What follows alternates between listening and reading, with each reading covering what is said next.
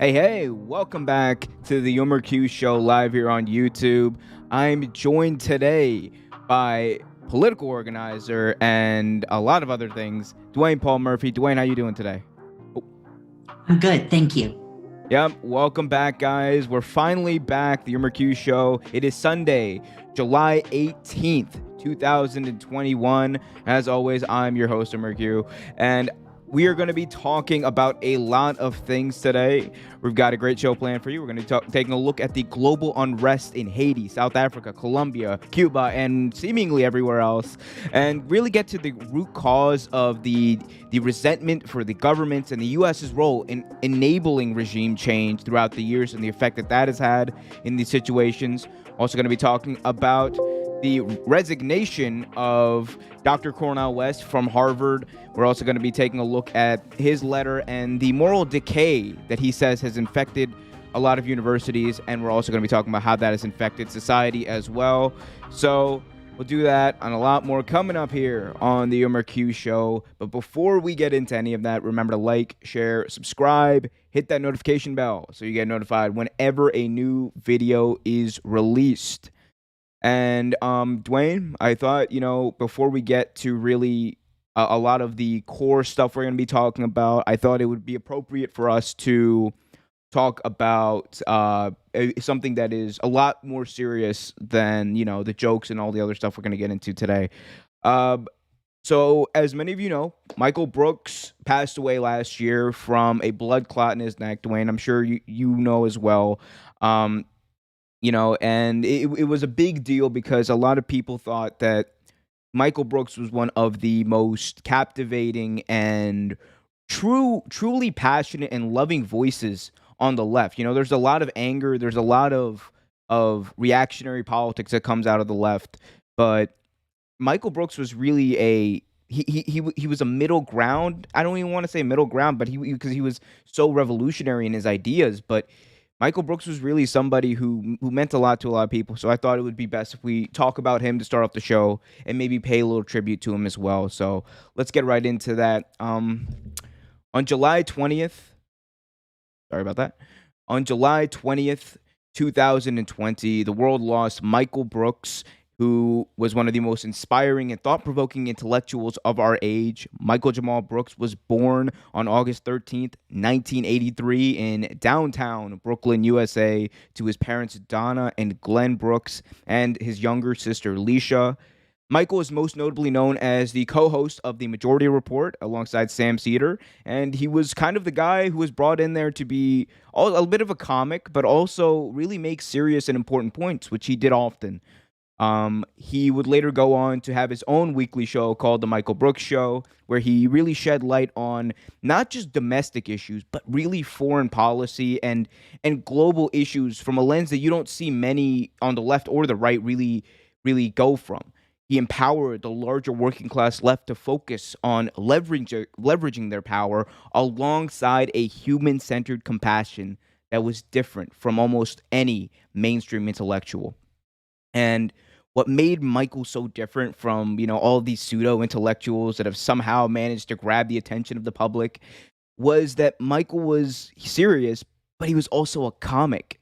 He proved that you can do deep dives into serious geopolitical and philosophical issues, but still be funny. Now, there's those who will tell you that one can only be one or the other. You can only be funny or you can only be serious. But those people were full of shit. And Michael Brooks proved it. People aren't a monolith. You can still lead serious discussions and crack a few jokes along the way. And that's exactly what Michael Brooks did. And Dwayne, I know that, you and I have both been inspired in many ways by the work of Michael Brooks. He was a philosopher, he was a comic, he was an intellectual, he was an analyst, he was a lot of things, and you don't really get that many people in who come with that whole package, that whole big package. So why don't you tell me maybe a little bit in your own words about Michael Brooks and your familiarity with him and what he really meant to the global left wing movement?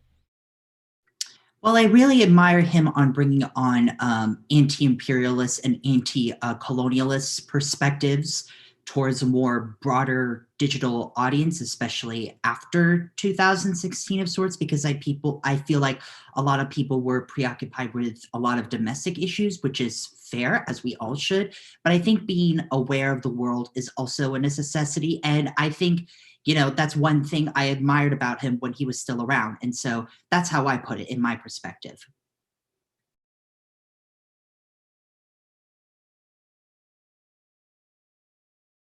Sorry about that. I'll get into more personally what Michael Brooks kind of meant for me and honestly this whole channel and everything that I've been trying to do over the past few years. But what Michael Brooks left when he passed away, I think, was he left a hole that has yet to be filled, and that I don't think ever can be filled because we've seen a lot of splintering of the left over the past year.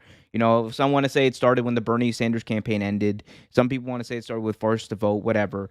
But we had built this coalition. This coalition had come together, and it had come together to not only defeat fascism and Trump, not only defeat the corporatist wing of the Democratic Party, but it came together to provide a future for many people who would otherwise have been lost in the shuffle or lost in what has become our entire societal structure.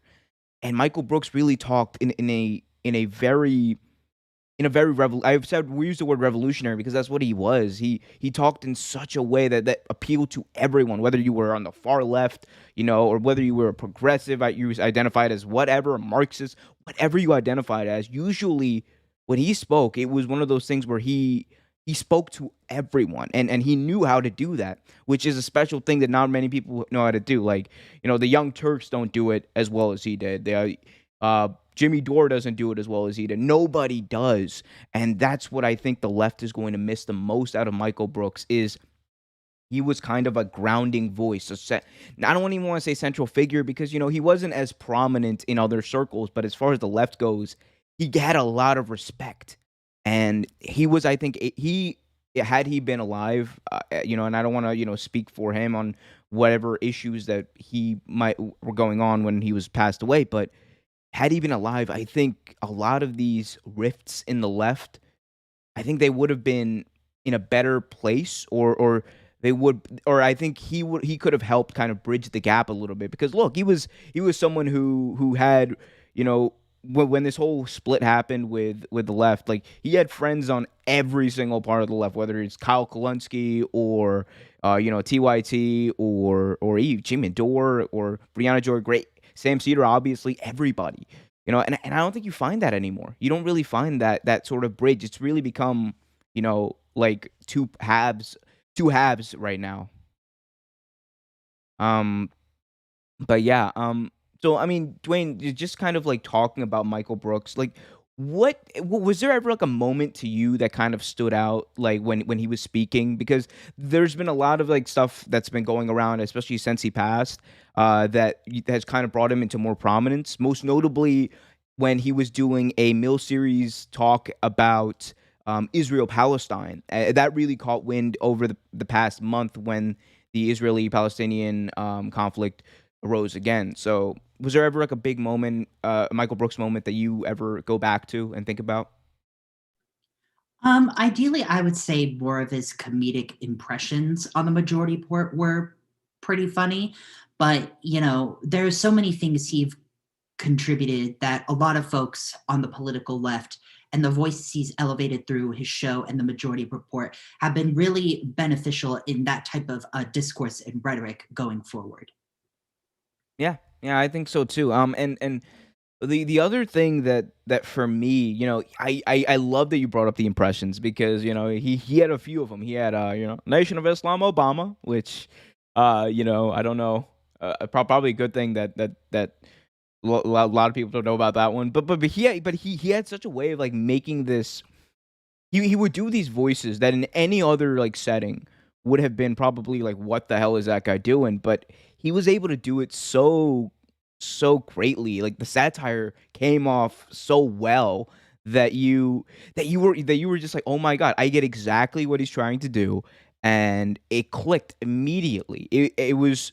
it was honestly it's so sad that he obviously it's sad he passed away, but he was I believe 36 years old, and he was so brilliant, and he hadn't even reached his prime as far as his career goes, and and also the other thing that we touched on a little bit that I go back to was whenever I'm, kind of in need of brain food, I usually just put on one of Michael Brooks's clips on the TMBS YouTube channel. You guys check it out, by the way. But I put on those clips and I literally just like keep digesting this brain food because he spoke about international politics. He would have these segments on his shows where he would talk about international politics like nobody else would. And he would go into such deep dives about issues like nobody on the internet left or on the internet in general was talking about Kashmir. Nobody was talking about the fascists in India. Nobody was talking about, Lula and his wrongful imprisonment. But he was, and if there's anything you want to take away from this, it's like look at some of the people that paid tribute to Michael Brooks when he passed away. It wasn't just internet lefties. It wasn't just his friends, but it was a whole range of people. You had, like I said, almost the entire internet left, but you also had people like Lula, the former president of Brazil. You had Jane Sanders. You had people from the Bernie Sanders campaign. You had people in politics. This guy was so well connected, and he and not and I mean well connected as he really connected with so many people through his work. He connected with so many people with the passion he spoke with and the clarity. That's the one thing that I think I will always remember and take away from Michael Brooks. This this philosophical clarity of what he was talking about and knowing that no matter what, his principles were correct and he was able to back it up no matter what he was doing. And I always thought that was so profound. That's why I always say like when people ask me like, who inspired you? Who inspires you? Like, obviously like the first thing I go to is my dad. My dad always inspired me, but like, people like Michael Brooks, like especially Michael Brooks, like he inspired me for such a long time. And that I mean that again, that's my take on that. But Dwayne, just kind of to I guess put a bow on this, and then we'll play a little clip and go into the next segment. But what do you think the legacy of Michael Brooks is? Not even just as a comedian, but as this person in the realm of the left, and not so much the internet left, but I mean like the leftist movement globally. Well, I think he contributed to a lot of putting things in perspective, especially nuances, because, each country and society has varied complexities for a wide variety of reasons, whether it's because of militarism, imperialism, colonialism, neoliberalism, you name it. I think he brought that fresh perspective in a more digital space that was definitely needed in the post 2016 era. So, ideally, hopefully that legacy is carried on forward in the future. Absolutely, absolutely. I could not agree with you more. And I just kind of want to end this, I guess, on a more personal note. And then we'll play a clip of Michael Brooks, and then we'll go into our first break, and then come back in a few minutes. But um, so personally, I always thought of Michael as an inspiration of mine. And again, I've said that before. It's no secret. It's no secret that if you've ever watched, one of Michael Brooks' shows, that you've seen that I might have modeled part of my show off of his, and that's completely deliberate. Whether it's the three-person graphic, like this, the three-person split screen, my long-winded monologues that I know have annoyed the hell out of some of my co-hosts. But I didn't do these things to parody or imitate Michael, but I did them rather to honor him and honor his vision, because Michael Brooks was one of the first people in left wing independent media to take a serious look at the left, not just through the lens of domestic issues or domestic cliques or videos, but through the lens of philosophy and international politics. And I do these things, I cover the things that I do, and I talk about them the way that I do because I looked at Michael Brooks as my professor. And every Tuesday night, I would go to class and learn. And just like any good student, I've taken inspiration from my professors. And like any good student, I've thought about it and, applied it to my own spin and put my own spin on things. And there's no way I start my podcast without the inspiration of Michael Brooks. And for that, I'm forever in his debt because it has given me the opportunity to talk to wonderful people like Dwayne, like Jamie, like so many people that I've been able to connect with politically and have these intellectual discussions with. He proved that you don't have to rely strictly on reactionary politics to move people. You can actually help them work through complex and nuanced issues and think for themselves. And there were times, especially after Bernie Sanders' campaign ended, where I felt hopeless or lost politically. And it got to the point where you thought about it and I was almost done with politics. But Michael served as a grounding voice. And I think that's, at the end of the day, going to be one of the key points of his legacy. He was a grounding voice. And, I'll be clear, he didn't sugarcoat things. When Bernie lost, he didn't try to lie and say it was somehow a success. He spoke about it openly and pointed out the failures that led to Bernie's downfall. But Michael Brooks always looked forward to things in a constructive manner. He always had a vision for the life after these campaigns because he knew it wasn't just one campaign. It was a lifelong fight, especially for him. And unlike anyone today, he didn't rely on, these dim emotional releases you see that people use to rile up their audience. Michael did it with substantive critique. And I've never met Michael Brooks, and unfortunately now I never will. But his words, his lessons, work, and his vision will live on. Not just through the work of his sister Alicia and the Michael Brooks Legacy Project, but through people like me who weren't only fans, but students of the most captivating left-wing voice of our era. Thank you, Michael Brooks. Thank you for everything. And, with that, I think we're going to kind of go into our first break. But before that, I'll just, I guess, play a clip of mine, play a clip of Michael Brooks that honestly serves as one of my favorite, I guess, interpretations. I don't want to say it's one of my favorite clips of Michael Brooks.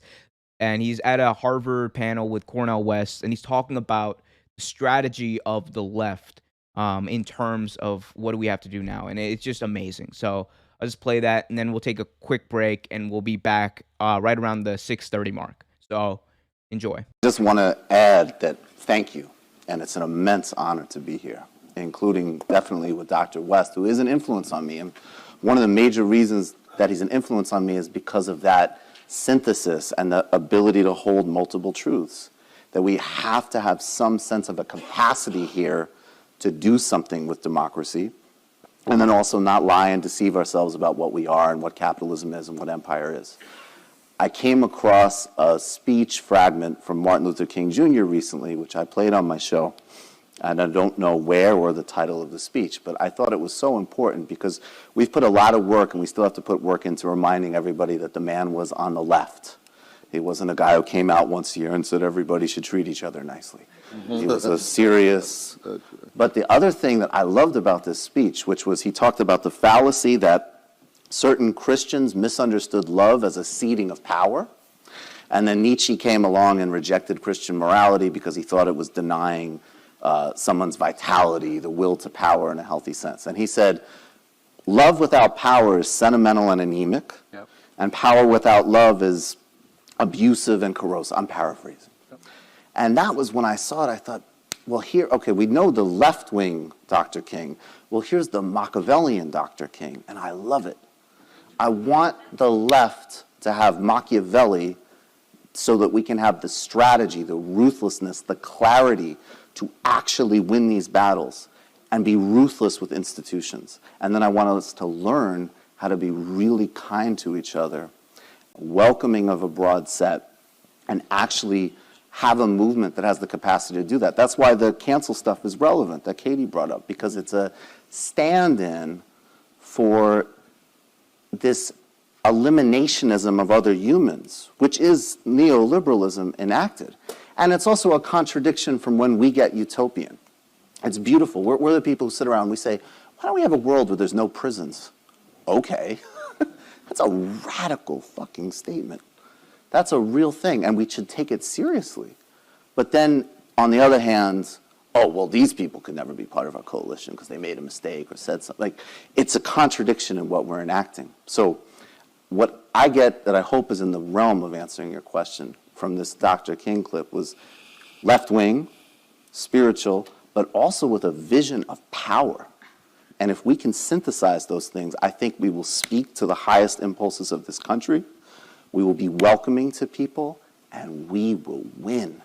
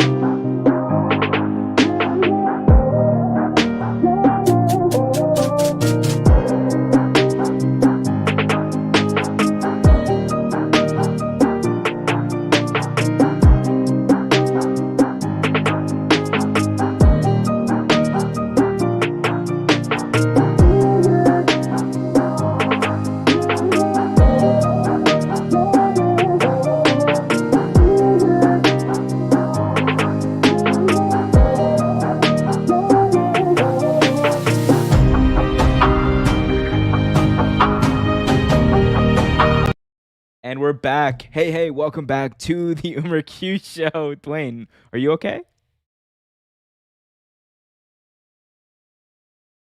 I think Dwayne might be frozen. Okay, we'll be right back.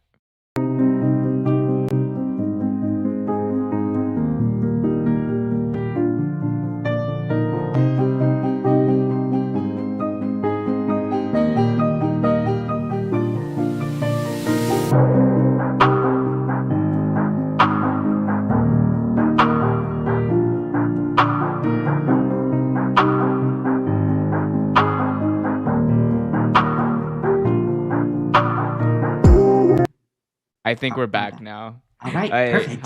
Hey, welcome back to the Umer Q show live here on YouTube. If you haven't already, remember to hit that like button, subscribe, hit that notification bell so you get notified whenever a new video is released.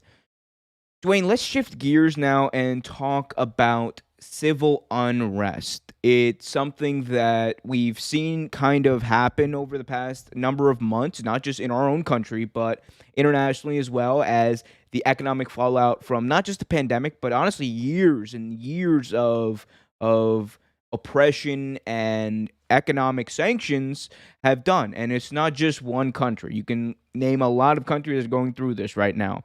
Right now, what are people talking about most? Right now, we're seeing it happen in Haiti after the assassination of Jovenel Moise, Cuba with uprisings throughout the country, South Africa as well. Before that, it's been happening in Colombia, it's been happening in Palestine, it's been happening in Ethiopia, all throughout the world. It just seems like there's this this this desire from the people to want better, and I think that's what we're kind of seeing. But how do you kind of just react, bigger picture wise? How do you react to some of the things we've seen throughout the globe? Well, I think the big question is that are these protests and uprisings going to lead something similar to what we saw in Tunisia and the Arab Spring, the Armenian Revolution, the protests we saw in Lebanon, even the coup d'etat in Sudan. That's the big question right now, especially in countries, like Haiti and Cuba, where they've been devastated for years by, militaristic interventions and unfair, economic trades and even sanctions and embargoes imposed by countries like the United States. So that's the real question on how organized and how authentic these uprisings are, and just see if they are backed by US or other outside special interests of sorts from other countries across the world. And so that's the real question we're seeing. Will this actually lead to fundamental change, or will it be repressed like everything else going forward? Yeah, that's an interesting, I think, point you just made about, is it just one thing? A lot of people, when they're explaining what's going on in Cuba or Haiti or South Africa, what have you, they want to point at just one thing as one problem is the key thing, as if people just have one issue with their current state of being or their current material condition. No, it's usually a whole host of things. And there was a journalist who was based in Cuba who was specifically talking about this. I believe he was on Rising, and he was talking about that. On one hand, yes, there are a large number of Cubans who are living in Cuba, by the way, who do see the Castro regime, who do understand the oppression that has been going on there, and they're sick of it. And honestly, if we're being honest about this, of course we can't ignore some of the more extreme policies and the honestly despicable behavior of the Cuban government. It's not enough that they're just, part of the quote unquote left or whatever you want to call it. They have to also be democratic in principle, and they have to be actually for freedom and other things that I think no matter who you are, you hold dear. But what we've seen is there's a lot of oversimplifying. And it's not just coming from the left. There's a lot more oversimplifying coming from, I think, the center on this, because there are people on the left who do recognize some problems with the Cuban government. But what people don't recognize in a larger scheme of things, as far as talking about Cuba, is they don't recognize the economic state that Cuba's in, and they don't recognize what's been going on there for decades. What the people have been going through, cut off from aid, cut off from trade, cut off from bringing in goods and selling them, and being able to have an economy that really strives to be great. It doesn't happen in Cuba. And the big reason for that has been these economic sanctions and the embargo that the US have put on Cuba. Because and look, it's for deliberate reason. We did it for 40 plus years. We've been doing it. We've had an embargo in Cuba for 40 plus years. It was taken away a little bit by Obama, and then Trump comes back in and he puts those same sanctions back into place. They've been universally condemned by the international community time and time again. Usually it's like something crazy, like almost 200 to 2. The only two people that vote and say that the economic sanctions are just are the United States and Israel. It's it's not, if you're not talking about the sanctions, if you're not talking about the economic fallout they've had throughout the past 40 years, you're not having an honest conversation. You're not talking about this from what a lot of people tend to agree hurts the economy. You're not talking about it from that lens. And look, when people are economically hurting, that's usually when these types of things happen. So I just want to get your thoughts on just the way this has been kind of portrayed, specifically Cuba, the way that Cuba has been portrayed, and honest and the dishonest critique I think that is coming from many people about this issue. Yeah, well, it sort of reminds me how, the Eastern Bloc of the Soviet Union in the last century was treated by the US media. Now, granted, yes, these were authoritarian countries, like, what happened in Poland and the Baltic states and Czechoslovakia and Yugoslavia. But people fail to get that they were under, similar sanctions and economic restrictions imposed by the US and Europe and their allies as well. And when they collapsed, and transformed into new countries or new governments, some of them have positive outcomes, like the Baltic states, especially Estonia, and some are having negative effects, like what we're seeing in Hungary and Poland, and even the legacy of the Balkan wars and conflicts in, what happened with Serbia and what happened with Bosnia and Albania and Kosovo and Croatia, you name it. And so, the way with Cuba, my concern is that, when the goal of these sanctions, especially in the embargo and blockade, is to create, this sense of mass dissatisfaction with the government. That has already existed before, of course, but this is a tool of the United States and the developed world that is still very anti-communist. And, the Cuban American population in this country, especially in Florida, is one of the most significant voting blocks in the country because of the electoral college and stuff, and state and local races as well, and they were like, well, we don't want to see this. That's about 90 miles away from the port of Miami. And so all of this is nothing but an interventionist tool. And also, I personally believe this could further intense the so-called second Cold War or the new Cold War with China, because China has very strong ties with Cuba too. It's not even. I think it's not even a second Cold War at this point. We are in a Cold War with China. That state has existed for, I would say probably like since 2006. But going back to what you were saying though, specifically about the embargoes, y- the entire reason for these embargoes, and you stated it, it's literally, you can go read the U.S. And their releases and the documents that go along with this. The specific intent of the embargoes are to cause civil unrest in these countries and eventually lead to the overthrow of the government. That's literally written out. That's the goal of these embargoes. And look, no matter how justified the Cuban people might be in overthrowing their government, because I have profound disgust for any government that oppresses their own people. I have profound disgust for any government that silences critics. I think that's the one of the worst things you can do. And if you're honestly part of this independent media space, you have to be willing to condemn that. But here's the thing that I think gets lost in all of this. People don't have room for nuance. It's a black and white world. You can only have all of one thing or all of the other. And if you don't have either, you're wrong and you're lost in the shuffle and you're just labeled as this or that. And it's bullshit because it leaves no room for nuance in a situation like this, which requires a lot of nuance.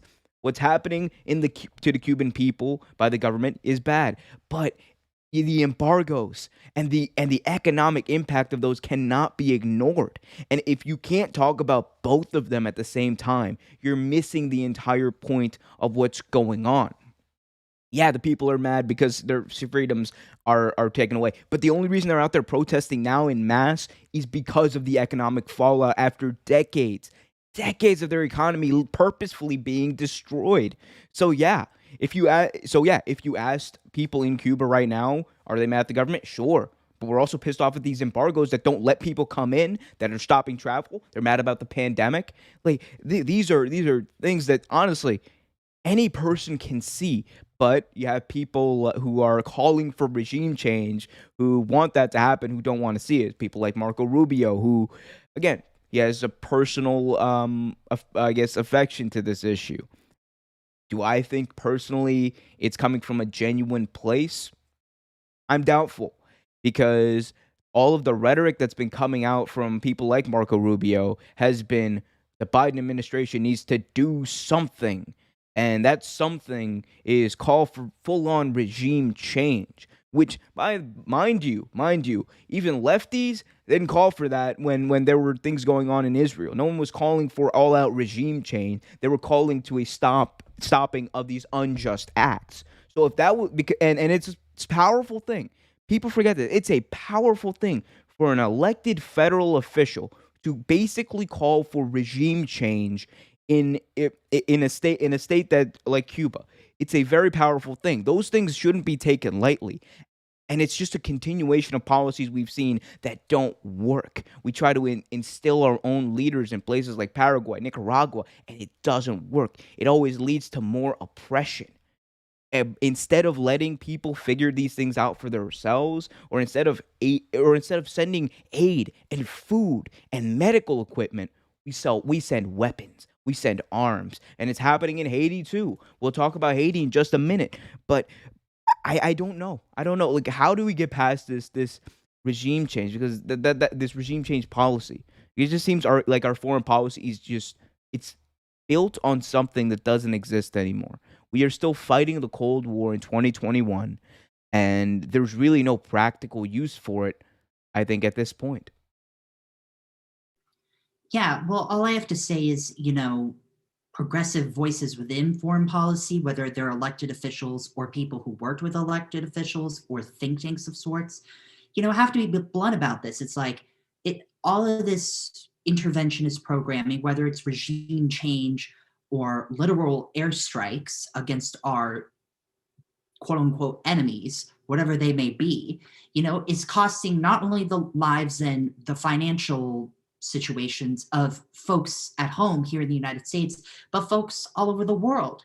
And at some point, you're just feeling the fire. And so, and I think another reason why the US government is hesitant to, end the embargo and end the blockade towards Cuba, because they realize if that, Cuba could have a modern Chinese style economy if all the sanctions, including the blockade and the embargo, were lifted. And they were like, well, look what happened with China. When they liberalized, they became more powerful than ever. And we don't want that really to happen with Cuba because we want dominance to uphold the Monroe Doctrine. And so I think that's one of the deeper reasons why this is going to further worsen the situation in Cuba overall. That's an interesting idea. I mean, the way I look at it is I don't even think it's that much. I don't think it's that deep. I really do think it's built on this innate fear of regimes that we Mhm. didn't put there. I don't Mhm. even think it goes as far as the economics of what Cuba could be, because realistically I don't think Cuba is ever going to be a large power like that, at least anytime soon. But Mhm. I think the bigger issue is the way we approach things that we just automatically expect are different. We see Cuba, and they've been the enemy for so long, going back to the Cold War, the Bay of Pigs, the Cuban Missile Crisis. They've been the enemy for so long, and the government has been the enemy for so long, that we are conditioned to automatically think regime change the is the only thing we can do. When in reality, like I said, it's more nuanced than that. It's more nuanced than just regime change. The focus shouldn't be let's change the regime and it'll fix itself, because that almost never happens. Look at any time the US has done that over the past few decades. Look at Libya. Libya is I think the poster boy or the poster child for no for a non-interventionist approach, because we went in there, and what do we do?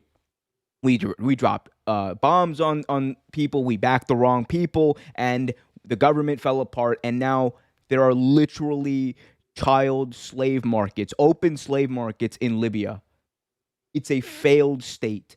And one of the primary factors that led up to that was the US backing of this interventionist policy. Mhm. And again, who suffered the most from that? We can say, well, we got rid of this dictator in Gaddafi. Yeah, we did. We did. But look at the end result. There's no structure left, and people are suffering. And it's not about, oh, well, more people would have suffered under this or that. No, you it's never been acceptable to me that we have all of this money funneling into these think tanks, all this money funneling into our politics. We can't come up with a solution that actually helps people or that's based in helping people. It's just it's outcome driven, and it's sad. It's really sad, Dwayne. Um yeah. You got anything else on this? Yeah, and it's very kind of a contradiction that the American government and, the Cuban American political forces care about folks in Latin America and the Caribbean, and yet they don't treat Hispanic and Latin American folks, whether they're natural born citizens or even immigrants trying to survive in a country that is economically unjust and racially unjust, and also at a time when deportations and nativism and xenophobia against the Hispanic and Latin American immigrant community is at an all-time high. So it's like they care about one issue, but put the other issue under the rug, if you will. And, as someone who has Latin American ancestry, I find it kind of insulting and frustrating all at the same time. It's like you're caring about, one thing that is for your cause. But when we talk about, what Latin American folks here in the United States and just Northern America in general facing through, they're like, oh, well, it's this and that. But it's like, it's not this and that. You're also supporting politicians that want to have mass deportations as well. And so it just baffles me with that situation. And the biggest thing for me, that I never understood about U.S. foreign policy is how inconsistent it is, and how Mhm. inconsistent it's driven as. Like we've seen protests in Haiti since November. Nobody was talking about that. The media wasn't covering that. There's been loads of coverage now since they assassinated the president. We don't hear, but we've heard so much from Cuba, but the media and politicians almost never really pay attention to authoritarian right-wing regimes. And what do I mean by that? Oh, well, what do you mean by authoritarian right-wing regimes? Well, Viktor Orban in Hungary is out there oppressing his people, and we don't even hear about him. Jair Bolsonaro in Brazil was one of Trump's closest international presidents, or one of his closest international leaders, and he's done and said terrible things to oppress minority populations there. Lukashenko in Belarus literally locked up people, the opposition party leaders. He literally locked them up, threw them in jail during mass protests, and he sent the police out to start killing civilians. We have not heard a single word about any of these atrocities from any of these leaders. And look, I'm not saying that we shouldn't call out left wing people. I'm saying we should call everybody who's doing terrible things out. But we can't. And it's because our foreign policy is broken. And maybe, Mhm. here's the thing, maybe it's not broken. Maybe it works for the people who wrote it. Maybe it works for the military industrial complex. Maybe it works for all of the influences in power that want to see and target certain countries to divvy up resources, to give power to their friends or what have you. Maybe that's what it's about. And the truth is, that is what it's about. That's what it's always been about. We went into Iraq off of false pretenses. The media helped propagate that war, and the public bought it. We went in there. There was nothing, no reason for us to be there, but we did it. Meanwhile, while all of that is going on, we saw leaders in Israel to commit several terrible atrocities. We've seen Saudi Arabia crack down on people, crack down on journalists, commit public executions. China doing many of the same things.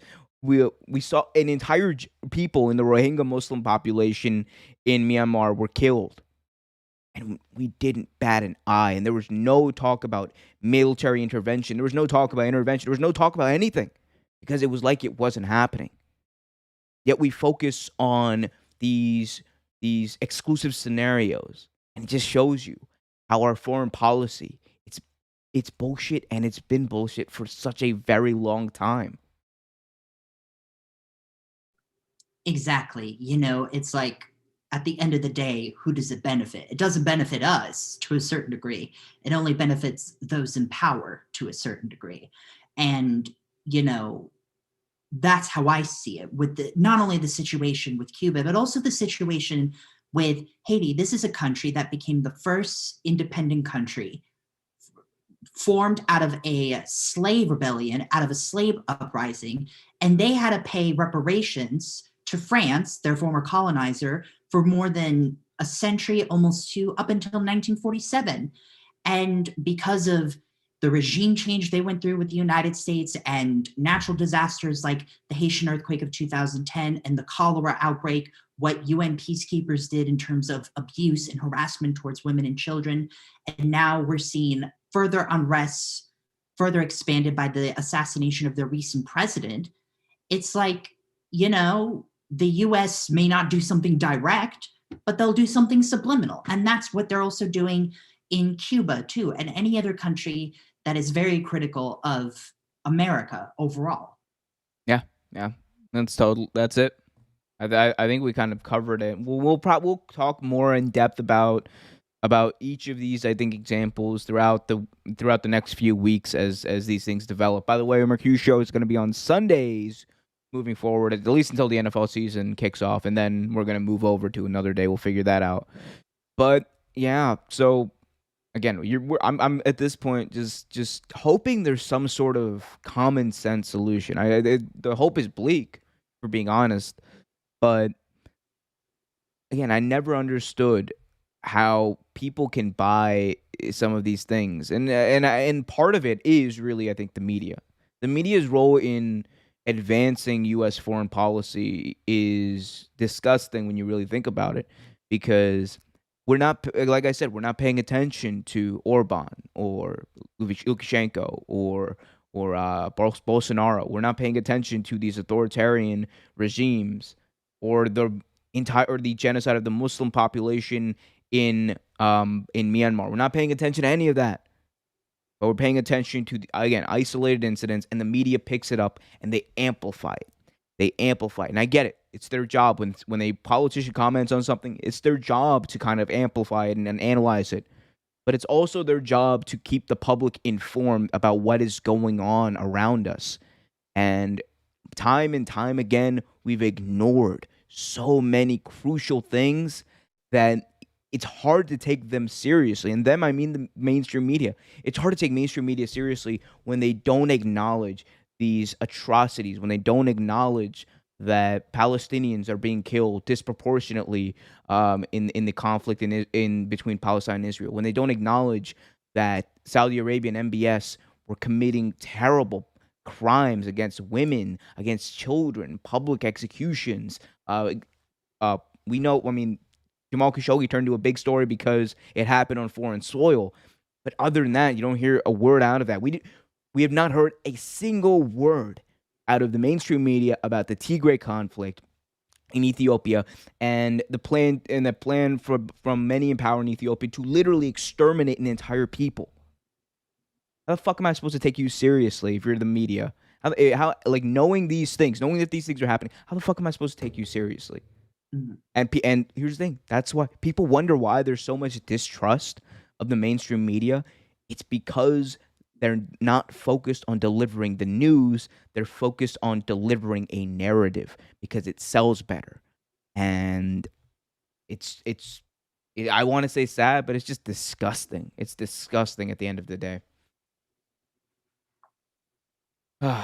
Anyway, that was my rant. But guys, if you haven't already, remember to like, share, subscribe, hit that notification bell so you get notified whenever a new video is released. Hopefully going to be doing some more videos throughout the week. I've been slacking on that, but we've got a wonderful show for you. Up next, we're going to be talking about Dr. Cornel West. So, for those of you who don't know, Dr. Cornel West was a professor at the Harvard Divinity School, and he resigned this week. And it caused a bit of a stir online. So, Dr. Cornel West resigned, and he wrote this letter, and he published this letter that outlined all of the reasons for his resignation. And we're going to take a look at that. And Dwayne, feel free to chime in whenever you want to. We'll kind of go through it. It was such a powerful letter, and I think it speaks to not only the moral decay of our universities and those institutions, but our institutions at large in this country and our social decay. So let's start taking a look at this letter if we can. So he starts off by saying, June 30th, 2021, I hope and pray you and your family are doing well. This summer is a scorcher. Damn right it is.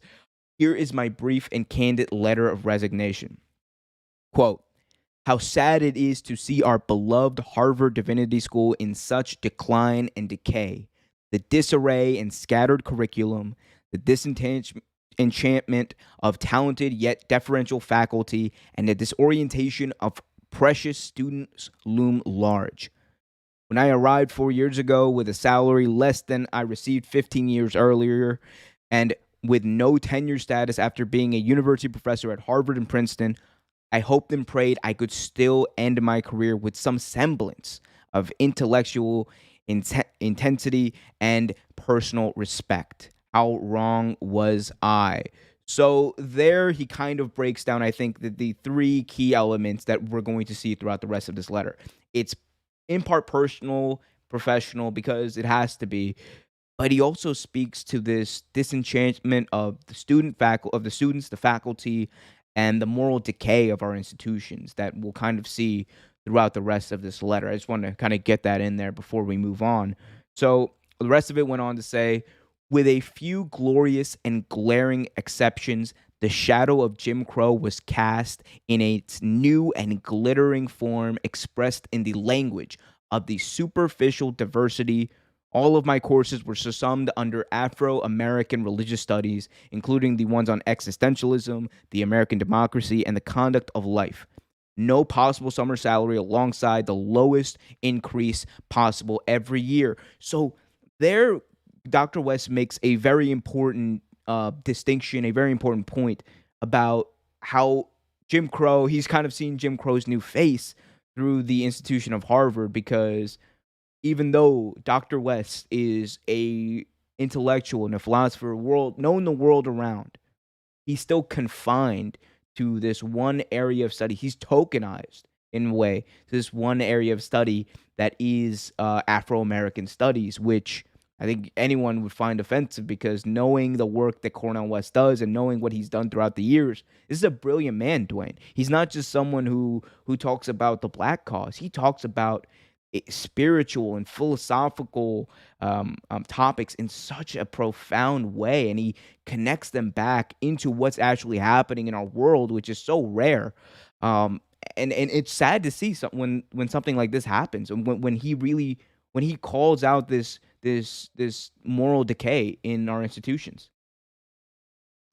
Yeah, and I think what, his resignation letter and the contents of it reflect is, the hyper professionalization and bureaucratization of higher education throughout the United States, and not just only with the Ivy Leagues like Harvard and Yale, but also our public colleges and universities, whether it's, here in California with the University of California system, or the University of Washington, D.C., the University of Maryland, you name it. It's like we are treating higher education not only as a business, but also as this tool for folks who are either elites or people who have elitist aspirations. Right. And it's like, how can we function as a society if, these people are going to, run businesses and governments and religious and spiritual institutions and nonprofits and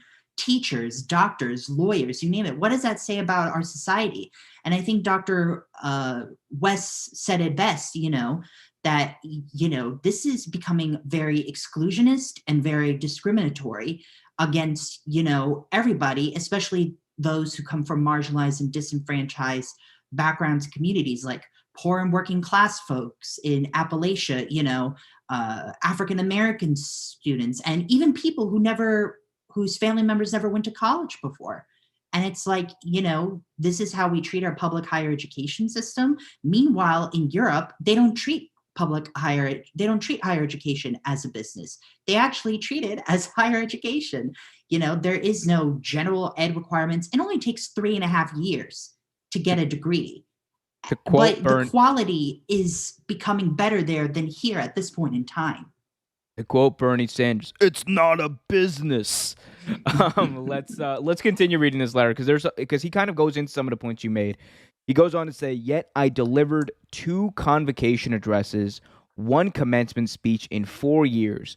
Basically, he's saying here how he was still a main fixture. He was an important person on this campus, but he was still kind of confined to this one area of study.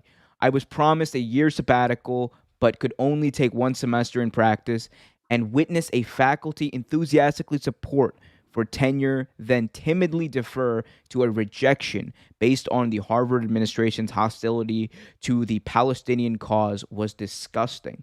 So this is him speaking, I think, more to the moral decay of Harvard University as an institution. And I think what he's talking about here is the the fact that his entire tenure process, because he there was a large debate going on not only on during in the Harvard community, but honestly all anywhere that Cornel West was involved in, especially on the left, about Cornel West's tenure status at Harvard. This was a big point of contention for many people because they felt that some of his policies may have been too extreme, and that's what the Harvard administration ended up deciding and not accepting his tenure, even though he had been a professor at Harvard and Princeton, even though he was teaching, I believe, 5 courses in a matter of 1 semester, even though he was delivering convocation addresses, and he was this big figure on campus. They weren't going to give him tenure based off of his political leanings and common sense political leanings, which he'll get into even more. Let's continue with this. He goes on to say, "We all know the mendacious reason given had nothing to do with academic standards. When my committee recommended a tenure review, also rejected by the Harvard administration, I knew my academic achievements and student teaching meant far less than their political prejudice." He basically calls out the political prejudice right here because that's what the Harvard University administration cared more about than his academic achievements and what he meant for that campus. Goes on to say, "Even my good friends in the Afro American and African Studies departments were paralyzed given their close relationship to the administration. And after teaching extra courses, including 5 courses in 1 year, this silence continued." So, this is an important part that I don't want to gloss over. Here, Cornel West is talking about how there were people who were even in the same department, the Afro American Studies department, who didn't really speak out when this issue of his tenure came up, even though it was honestly a big issue for anyone who would want to get tenure with his views. And the reason they didn't was because of their close relationship with the Harvard administration. And you would have to think some of these people also feared maybe potential backlash from the decision of speaking out in favor of Cornel West.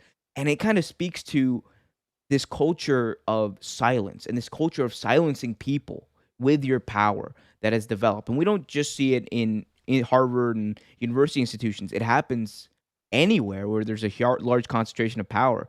It happens in both political parties. It happens in government all the time. The media of silencing stories. So yeah, I do think that's a big piece right there in his letter and why this is so important.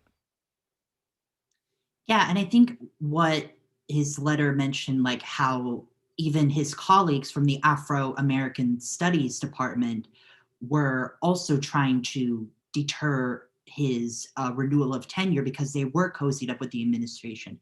And that shows that even folks from marginalized and disenfranchised communities can uphold the same institutions and structures and systems that oppress them and all other peoples. It's they're complicit in those particular systems. And I think no one really talks about that anymore. It's like, for example, there are folks, for example, within the Congressional Black Caucus, not all of them, but some, like the James Clyburns of folks within the Democratic Party, that take money from big pharma and big business and other special interest groups that do more harm to African Americans and all other peoples. So it's like you are representing and being part of a system that puts all people down, but also people from marginalized and disenfranchised groups. And so I think that's what Cornel West is trying to indicate. He even said it himself that, former President Obama was the first African American head of the empire of the United States. Mm, That, yes, it's great that we elected, the first African American president, and it's great that we've had Black judges and Congress members and senators and governors and mayors, but the majority of them elected didn't not serve or actually help folks in the Black community and everybody else in their respective communities and jurisdictions. And so, he's been on that point for years. yeah, and Cornel West, it kind of goes back to this issue of tokenizing people of color. Cornel West, when Biden was rolling out his administration and his cabinet, a lot of the talk was centered around the fact that, oh well, look how diverse Joe Biden's cabinet is. We have the first gay Secretary of Transportation. We have the first we have all these firsts in all these positions. We have the first female president, vice president. We have the first vice president of color. We have all of these things. And then what Cornel West, he was on Mandy Huston's show. I remember he was talking about these. Like, yeah, these things, they look good. They like these look good, but it's not even so much about the person that person's skin color or what that person represents on paper. It's about what that person and their policies and their ideology represent and how far they're willing to actually go to fight for the communities that they represent. It's not enough to just have people of color or people in the LGBT community in power. It's not enough to do that. You have to have people who are one willing to back up those people when they need them and put up those fights, and two, have the policies of those people in mind going into that position. And if you don't have that, that's the moral decay that Dr. West was talking about, and that he will talk about later on in this letter. That's exactly what he's talking about when he says there's this silence and this sense of complicity, and people just go along with it because they become complacent. They become part of the machine, and that's what he's, I think, really speaking out against here. Let's just continue reading this because it really is profound.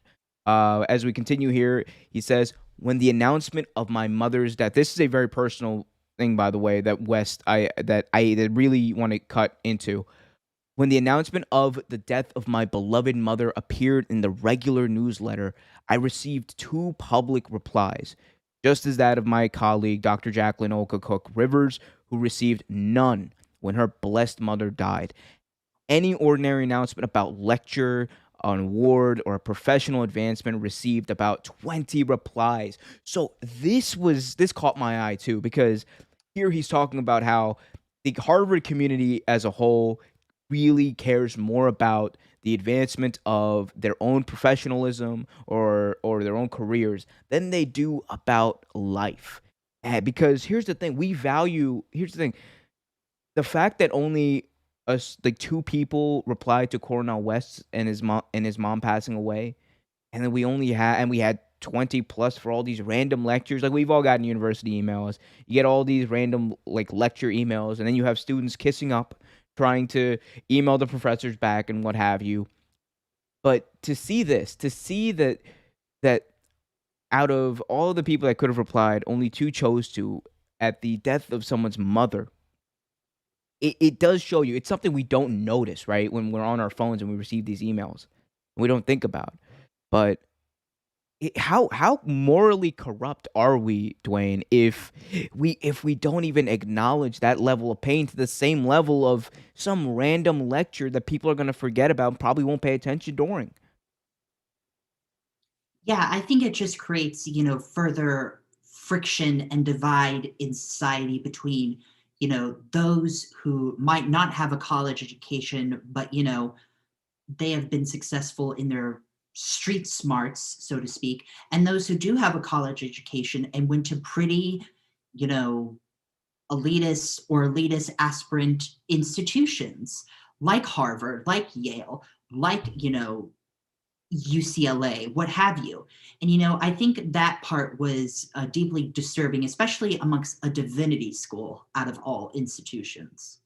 Yeah, yeah. It's just it's sick. We'll talk more about it and how it relates to other issues, but it's just sick to see we put so much of an emphasis and so much value in these these random, very vague and trivial things, but we don't have the time to even acknowledge someone's pain when it's right in front of us.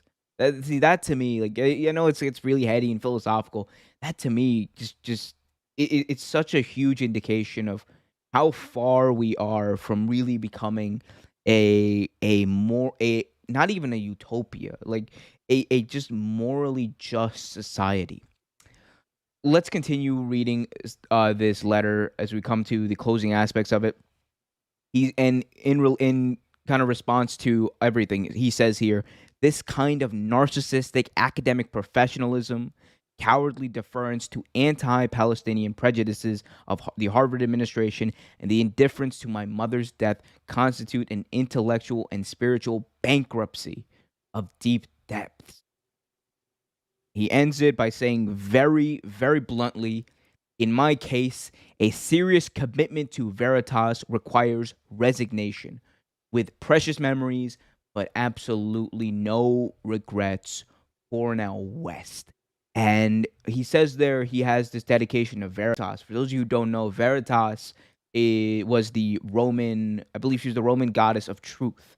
And it's also one of Harvard University. It's on Harvard University's logo if you look it up. So it just shows you that these things that Harvard allegedly stands for, veritas or truth, justice, these things that they want to tout all the time, they're in severe moral decay.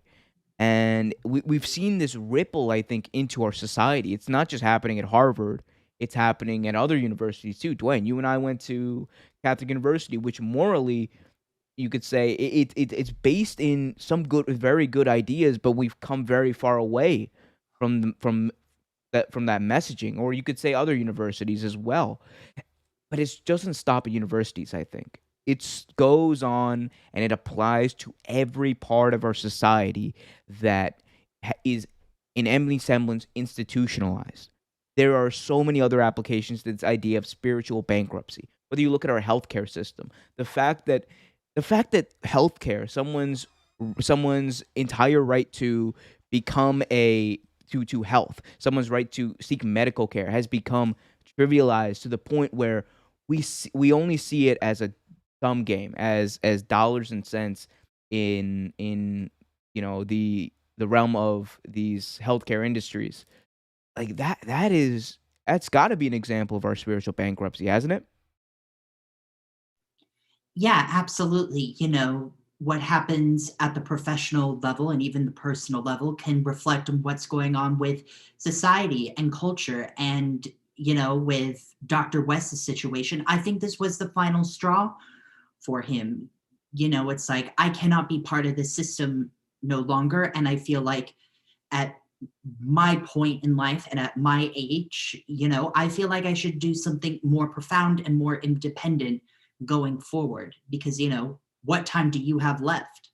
Yeah, I mean it's it's just so sick when you think about it. It's just sick. Like we housing entire someone's right to have a house, or someone the idea of people and their housing. Shelter is literally so disconnected from you. And we've been taught to see it only as a business. We've been taught to see things like healthcare, labor standards, housing as businesses, when these are essential things that people need, not only to survive, but to actually live a life. The fact that we've condensed these things into business, it's it really does speak to this moral decay of our society as a whole. The fact that when someone like Bernie Sanders speaks out and says, we need to give people Medicare for all, we need to give people health care because millions are dying, millions are uninsured or underinsured. And the automatic response to that is, well, if we do that, the healthcare industry will go under and, people will lose money. How is that a justifiable argument when you think about this? Oh, well, these people's lives and their health is not worth in any semblance. They're not worth at all equal to, well, this CEO who needs to make money or this company of people. We can find things to do with the people who lose their jobs. That's not a concern. But to say that these healthcare companies are worth more and provide more of a service than just an example, a Medicare for all system would. It speaks to this moral corruption, this moral decay, this spiritual bankruptcy that we're in. And I'm glad Dr. Cornel West called it out because it's something that has been happening for a very long time. And to have it called out in such a profound way, I think is going to inspire more people. Exactly. Yeah. Anything else you want to say on this? I guess that's about it on mine at the front. Cool. All right, we'll take a quick break, and then when we come back, we'll have some fun. We got some fun clips here, Dwayne. Your boy, Pat Robertson, your favorite evangelical pastor, is going to be talking about, of all things, Bernie Sanders and communism. Also, Dr. Richard Wolff is going to be roasting billionaires. All that coming up right here on the Omer Q Show. Stay with us.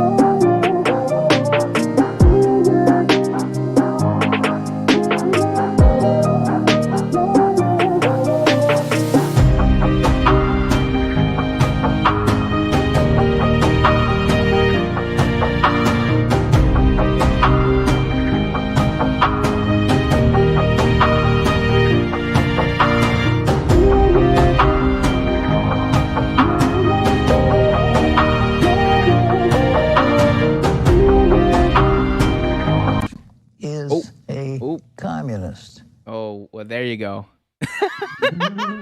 There you go. Welcome back to the Omer Q Show live here on YouTube.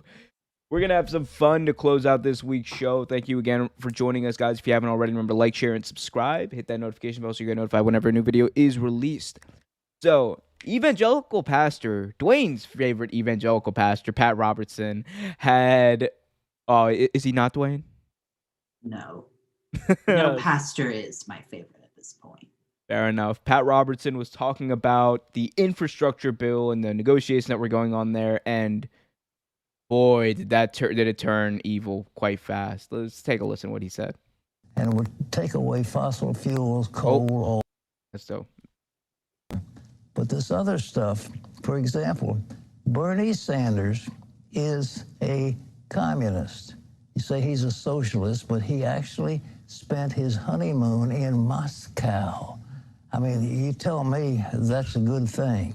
I love how it's like immediately goes to like Bernie Sanders is a communist, like not a socialist, a communist. Like he's doing that thing. You remember when Biden, he got flack for doing that thing where he whispered into the mic? Like that's what he's trying to. He's like telling us something we don't already know. Like Bernie Sanders believes in Medicare for all. How evil. He was in Moscow. Like, what a guy. Well, what a guy. Continue. it's very And he wants to have a cringeworthy. huge amount of money spent, especially free tuition, so that the young people would go to these left-wing colleges and they would be trained as revolutionaries. Oh, God, trust me. Young people are going to these colleges. He's like an older, very, very tired Alex Jones. That's what he sounds like. He's like a very old, tired Alex Jones. Like, these young people are going to these universities and they're getting radicalized by the left. Like this guy, he's so full of shit. Like he's like Dwayne. Well, what colleges are people being taught to be revolutionaries? Like we didn't go to that college. Like not at all. I have no recollections of that at all. I don't think anyone in America is going to a college with being radicalized. It's always been a dumb talking point from the right, where it's just like, oh, if your kids go to college, they're going to be corrupted by the left. Therefore, no one should go to college, and we should definitely not pay for people to go to college. It's such a dumb point. What a dim individual this guy is. Let's continue. Revolutionaries in the, quote, Green New Deal. And Whoa. Let's wind that back. Did he just say that the revolutionaries were part of this Green New Deal? What? Trained as revolutionaries in the, quote, Green New Deal. And the Green New Deal will restrict America and will allow China to pollute, allow India to pollute, allow Russia to do whatever it wants to do, but it will cripple our industry. Oh my God. I love this guy. He just went all out. Like he just threw in like every Republican talking point right there in a matter of like 5 seconds. They're gonna go to left-wing colleges, be trained in as revolutionaries in the Green New Deal, and then China, Russia, blah blah blah. Like he just spouted out random stuff. Dwayne, you're not laughing. Well, I mean, we've heard this kind of stuff before. It's just sad to see it in whatever this form is at this point. This is like if InfoWars in like 40 years is what this is. Let's finish this. This guy's funny. Our industry, that's what it's all about. And it would take away fossil fuels, coal, oil, gas, and that kind of thing. And we would replace it with something that's yet unproven. So where are we going to go? Well, we hope the Republicans in the Senate will hold the line. John? Oh, this guy. Who is this guy? Like, who? But if you don't know, I think like he's the guy from the 700 Club on ABC Family, right? Yes, well, formerly ABC Family. Now it's Freeform. Oh, yeah, now it's Freeform. And somehow they're contractually obligated to air the show, but I'm like, but do you know how powerful Disney is now? They could just be like, cut the show. This is amazing. Just. And what are they going to do when he dies eventually? They're just going to really going to watch it if he ain't there. Dwayne, they're just going to get Alex Jones to replace him. He says the exact same thing. The left-wing colleges are getting revolutionaries ready to fight in the Green New Deal. Like that's exactly what Alex Jones is like saying on his show right now as we speak, probably. Like it's just so it's terrible. Don't get me wrong, it's terrible, but it's also it's hilarious to me to see that these people are given this much of a platform, but this just spout whatever. Like they could literally say whatever. He said the Green New Deal was like this revolution. How dumb do you have to be to think that? It's a 14-page document. Read it. Please read. Anyway, let's go to this other one because this one I think, Dwayne, you'll enjoy much more. It's Dr. Richard Wolff. If you guys don't know, Dr. Richard Wolff, he is a very, very influential and important figure. And let's get rid of that. But Dr. Richard Wolff was on Valuetainment, this guy on YouTube, and he was roasting billionaires in like a speed round of like, what do you think of these guys? It's so funny. Let's take a listen. Tell me the first thing that comes to your mind. Jeff Bezos. Obscenely wealthy person who is making individual decisions about tens of billions of dollars that were produced by the army of employees he has, who ought to have some say, as the rest of us do, about what is done with that wealth. It is obscene for one person to make those decisions that we all have to live with. Warren Buffett, Same thing. Rockefeller, Same thing. Gates, Same thing. Carnegie, Same thing.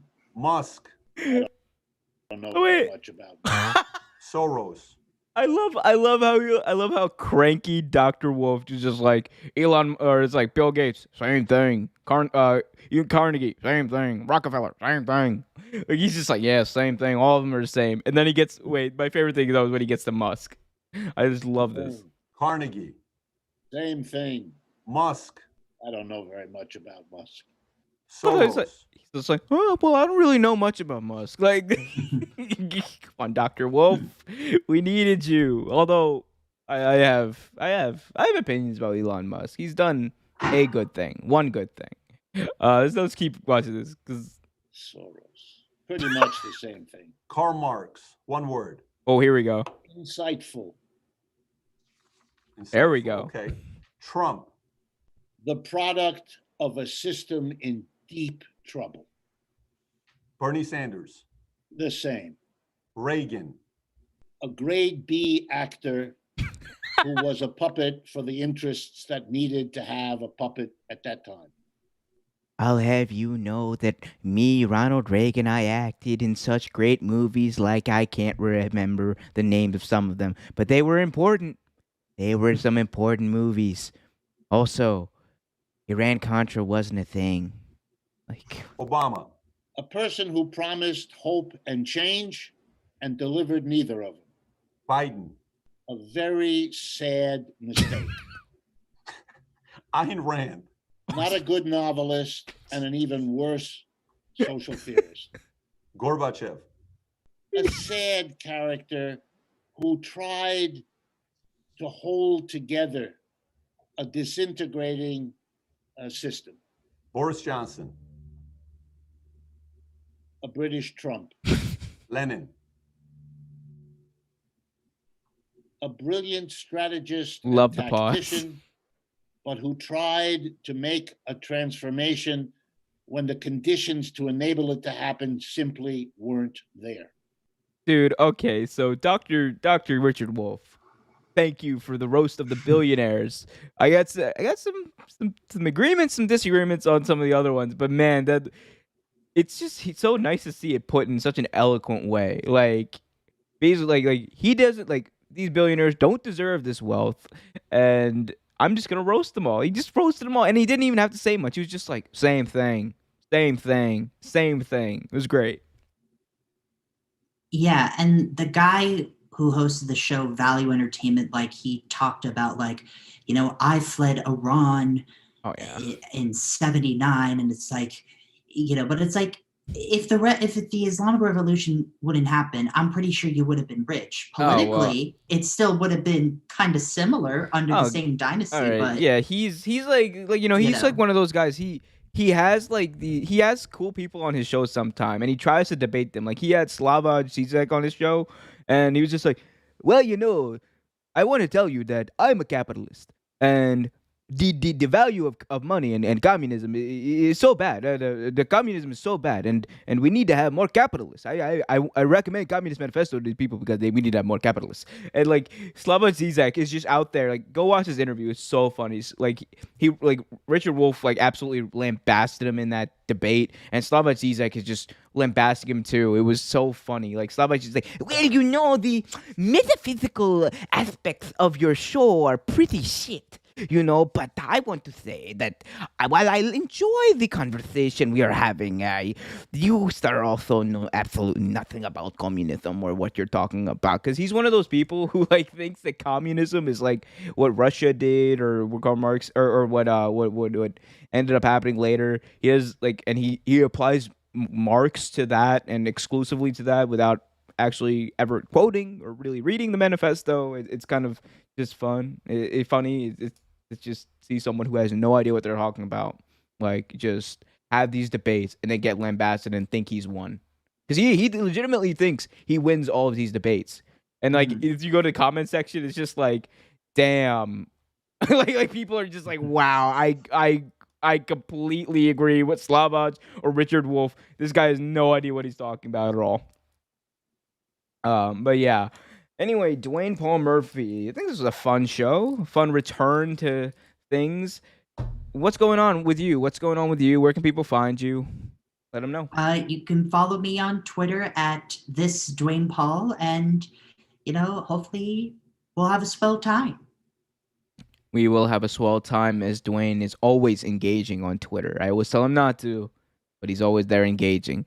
So if you want to engage with me on Twitter, as always, at OmerQ _. It's all in the link in the description below too. Check us out at oqpolitics.com. Also, youtube.com/oqpolitics. You're already here. Subscribe if you haven't already. Check out the OQ Politics podcast on Apple Podcasts, Spotify, and Stitcher, and we will see you same time, same place next week.